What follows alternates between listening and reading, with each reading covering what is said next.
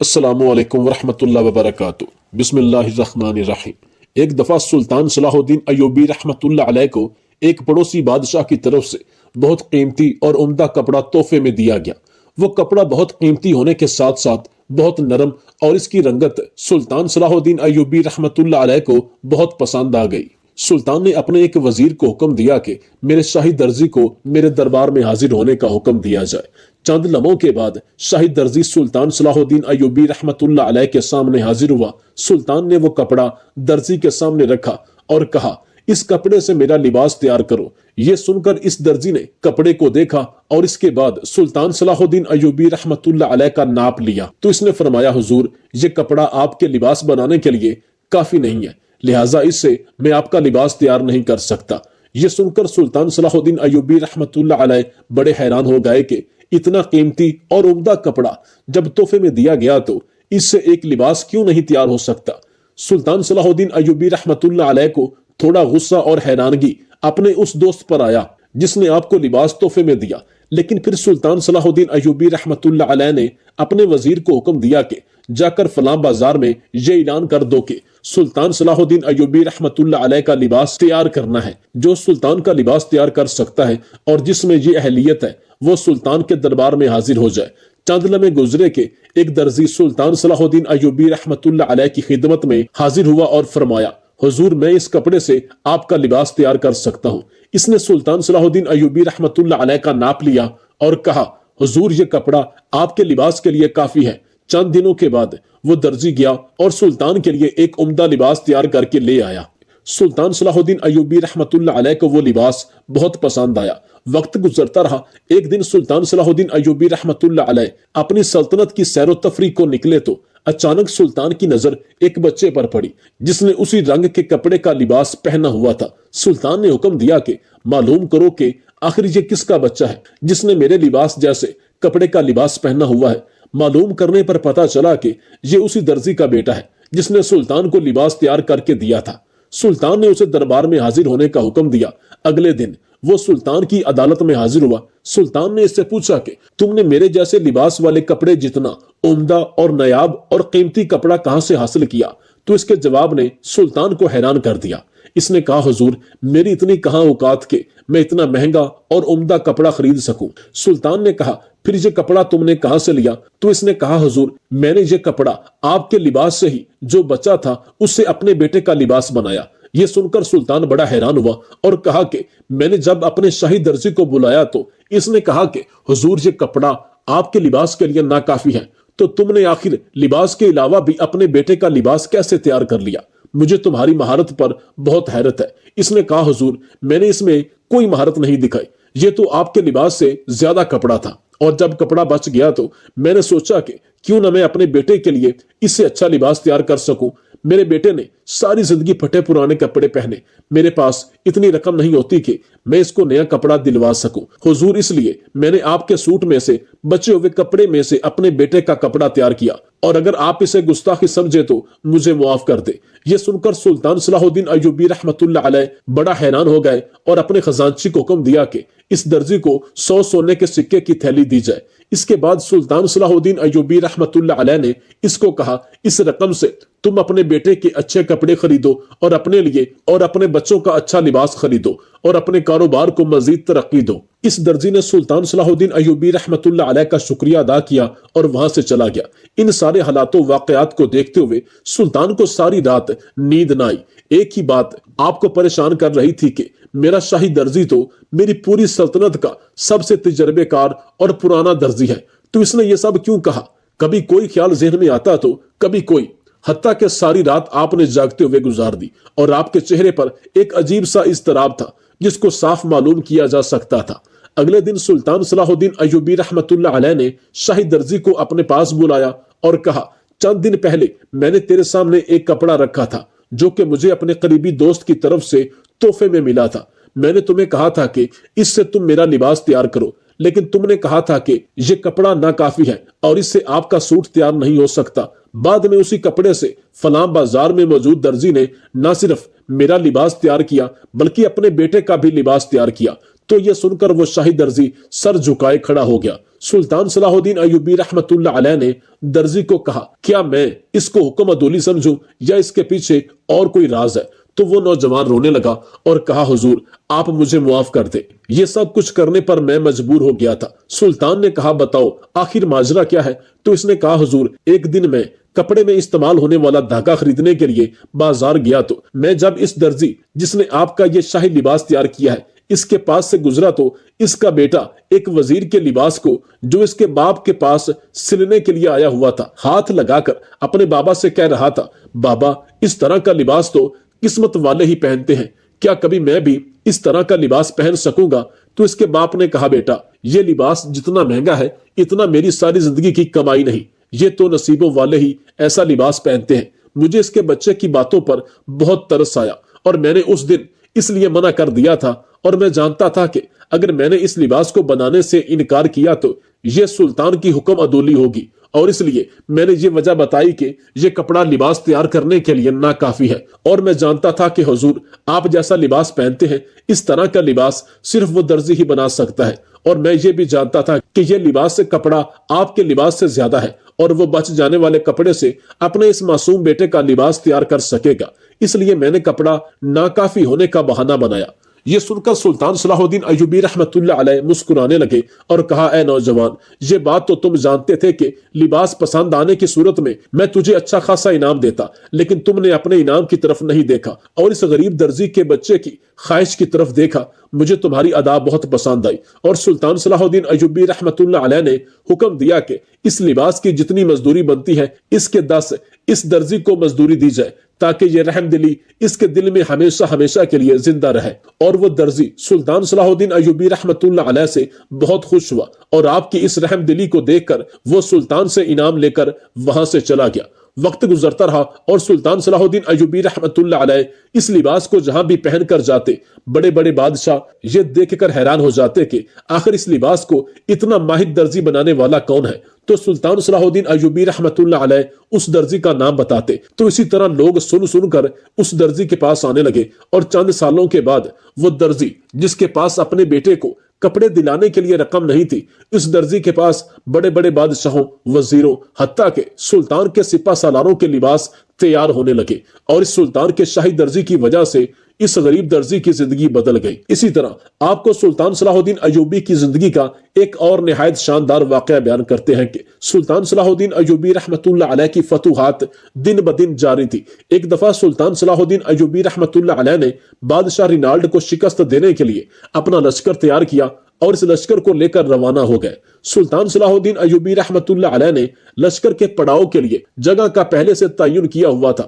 وہ جگہ پہاڑیوں کے قریب ایک وادی میں تھی، وہ کافی کھلی جگہ تھی، اور سلطان صلاح الدین ایوبی رحمت اللہ علیہ کا لشکر وہاں آسانی سے پڑاؤ کر سکتا تھا۔ لشکر اپنی منزل کی طرف رواں دواں تھا۔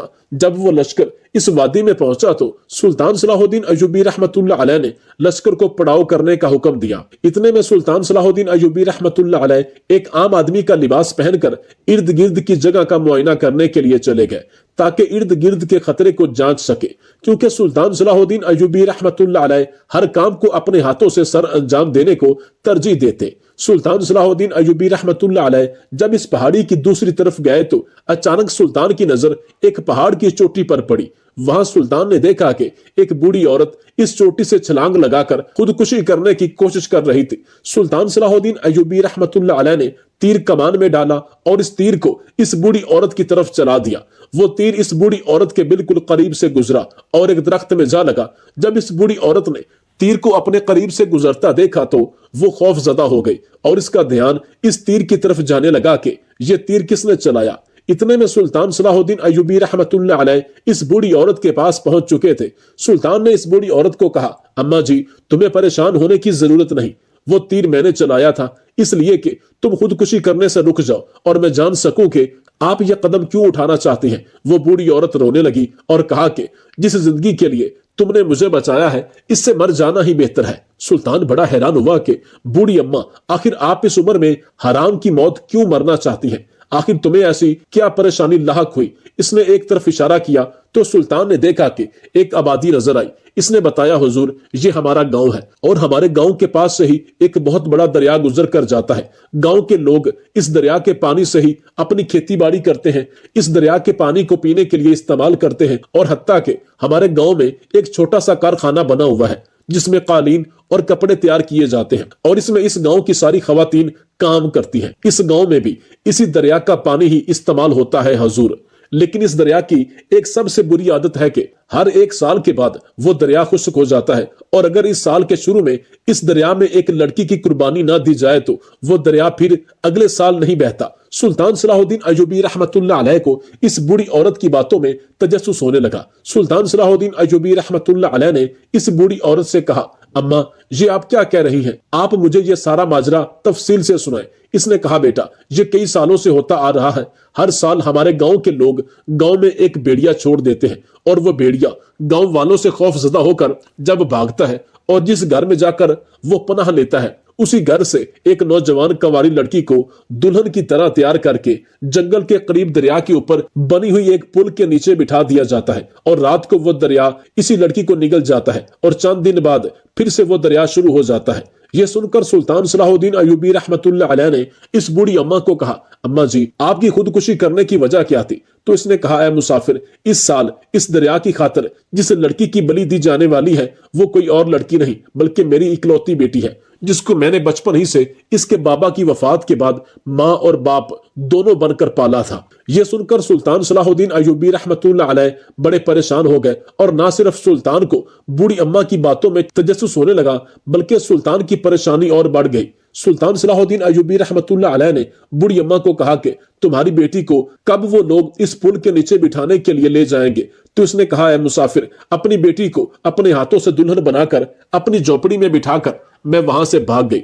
मुझसे ये देखा नहीं जा रहा था, अब तक तो इन्होंने मेरी बेटी को वहां पर बिठा दिया होगा। अब सूरज ढलने वाला है, रात होते ही वो दरिया मेरी बेटी को निगल जाएगा और मैं अपनी इकलौती बेटी को मरता हुआ नहीं देख सकती। ये सुनकर सुल्तान सलाहुद्दीन अय्यूबी रहमतुल्लाह अलैह ने बूढ़ी औरत को कहा, जब तक सुल्तान जिंदा है तुम्हारी बेटी को कोई हाथ भी नहीं लगा सकता। जब इस बूढ़ी औरत ने सुना कि ये आदमी कोई मुसाफिर नहीं बल्कि सुल्तान सलाहुद्दीन अय्यूबी है तो वो बड़ी हैरान हो गई और सुल्तान के कदमों में गिर गई और कहा, हुजूर आप मेरी बेटी को बचा ले।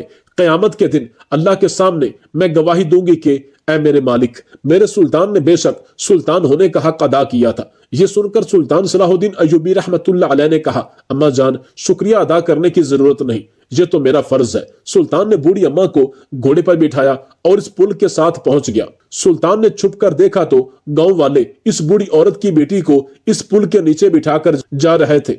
सुल्तान सलाहुद्दीन अय्यूबी रहमतुल्लाह अलैह ने इस बूढ़ी औरत को कहा, अम्मा जान हम यहाँ छुप कर आज की रात देखेंगे कि आखिर जब गांव वाले इस लड़की को यहाँ बिठाते हैं आखिर इसके साथ क्या होता है। मेरा यकीन है कि कोई दरिया किसी के साथ कुछ नहीं करता, वो अल्लाह के हुक्म पर चलता है और अल्लाह के हुक्म पर बंद होता है। इसके पीछे कोई और राज छुपा हुआ है। यह सुनकर इस बूढ़ी औरत ने कहा, हुजूर ये कोई ख्याल नहीं बल्कि हकीकत है और कई सौ सालों से इसी तरह गांव वाले बलि देते आ रहे हैं। यह सुनकर सुल्तान ने कहा, आज की रात पता चल जाएगा कि आखिर क्या होता है। सुल्तान सलाहुद्दीन अय्यूबी रहमतुल्लाह अलैह छुप कर देखने लगे कि आखिर क्या होता है। जैसे ही आधी रात का वक्त हुआ तो अचानक दो आदमी जो कि शक्ल से जंगली लग रहे थे, इनके हाथ में शमा थी, वो पुल के नीचे आए। डरावनी आवाज के साथ इन्होंने लड़की को बेहोश किया और इसके बाद इस डोली को उठाकर उसी दरिया के अंदर चलना शुरू हो गए। सुल्तान ने बूढ़ी अम्मा को कहा, मैंने आपको कहा था ना कि ये कोई जादुई दरिया नहीं है, इसके पीछे कोई और राज है।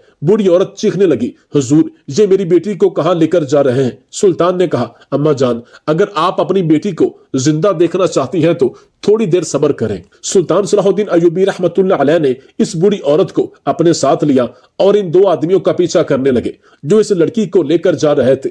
इन्होंने अपने जिस्म पर पत्ते बांधे हुए थे। इनकी शक्ल से ऐसा लग रहा था कि ये जंगली इंसान है, इनका इस हकीकी दुनिया से कोई वास्ता नहीं। सुल्तान सलाहुद्दीन अय्यूबी रहमतुल्लाह अलैह इनका पीछा करते करते जा रहे थे और वो आगे जा रहे थे। चलते चलते वो आदमी जंगल के बीच में जा पहुंचे और जाकर इन्होंने लड़की को बिठा दिया। जैसे इन्होंने लड़की को बिठाया तो इस लड़की के इर्द गिर्द बहुत सारे जंगली आदमी इकट्ठे हो गए और आपस में कहने लगे कि ये लड़की तो कई लड़कियों से ज्यादा खूबसूरत है, हम इसके जिस्म से आज रात लुत्फ उठाएंगे और जब तक ये जिंदा रहेगी इसके जिस्म से लुत्फ उठाते रहेंगे। और इसके बाद सुल्तान ने देखा तो बूढ़ी औरत को कहा कि जिस लड़की की तुम दरिया को बलि समझ कर देते थे वो कोई बलि नहीं थी, बल्कि ये जंगली लोग ही तुम्हें बेवकूफ बना रहे थे। इतने में इन कबीले के जंगली लोगों ने, एक नौजवान ने कहा, जब तक वो बेवकूफ गांव वाले ये समझते रहेंगे कि ये दरिया ही एक लड़की की बलि लेता है तो हम उस वक्त तक इनके जिस्म से लुत्फ उठाते रहेंगे। सुल्तान सलाहुद्दीन अय्यूबी रहमतुल्लाह अलैह ने अपने सिपाहियों को हुक्म दिया और इन तमाम कबीले के लोगों पर हमला करके एक एक के टुकड़े कर दिए। और इसके बाद सुल्तान सलाहुद्दीन अय्यूबी रहमतुल्लाह अलैह ने इस बूढ़ी औरत की बेटी को अपने घोड़े पर बिठाया और इस गांव में ले गए। सुबह हो चुकी थी। सुल्तान सलाहुद्दीन अय्यूबी रहमतुल्लाह अलैह जब इस बूढ़ी औरत की बेटी को लेकर उस जगह पर पहुंचे तो गांव वाले बड़े हैरान परेशान हो गए। तो इन्होंने कहा, ये कैसे बच गई? तो सुल्तान सलाहुद्दीन अय्यूबी रहमतुल्लाह अलैह ने इनको सारा मामला सुनाया और कहा, जब तुम लड़की को दुल्हन बनाकर पुल के नीचे बिठाते हो तो अंधेरा होते ही वो दो आदमी जो कि जंगली थे वो आते हैं, लड़की को उठाकर अपने जंगली कबीले में ले जाते हैं और वो लोग इस लड़की के जिस्म के साथ इसके जिंदा रहने तक खेलते हैं। तो गांव वालों ने कहा, हुजूर वो फिर दरिया कैसे बंद होता है और कैसे बहना शुरू हो जाता है? तो सुल्तान ने कहा कि वो कोई जादुई दरिया नहीं, बल्कि वो जंगली कबीले वाले ही इस दरिया को जंगल के बीच में पत्थरों से बंद कर देते हैं और जब तुम बलि देते हो तो फिर से वो इसको खोल देते हैं और तुम समझते हो कि ये लड़की की बलि देने से ही दरिया बहता है। और वो जंगली कबीले वाले तुम्हें कई सालों से इसी तरह तुम्हारी नौजवान लड़कियों की इज्जत को लूट रहे हैं। ये सुनकर गांव वाले बहुत गुस्से में आ गए। तो सुल्तान ने कहा, अब गुस्सा करने की कोई जरूरत नहीं, जालिम अपने अंजाम को पहुंचा। ये सुनकर वो सारे गांव वाले सुल्तान सलाहुद्दीन अय्यूबी रहमतुल्लाह अलैह का शुक्रिया अदा करने लगे और कहा, हुजूर जब तक आप जैसा हुक्मरान इस सरजमीन पर मौजूद है तो उस वक्त तक कोई भी दुश्मन हमारा बाल बांका भी नहीं कर सकता। और इस तरह सुल्तान सलाहुद्दीन अय्यूबी रहमतुल्लाह अलैह की अक्लमंदी और दलेरी की वजह से गांव वाले इतनी बड़ी मुश्किल से बच गए। और अगर इस जगह सुल्तान सलाहुद्दीन अय्यूबी रहमतुल्लाह अलैह ना आते तो शायद वो गांव वाले कितने सालों तक इसी तरह कंवारी और नौजवान मासूम लड़कियों की बलि देते रहते।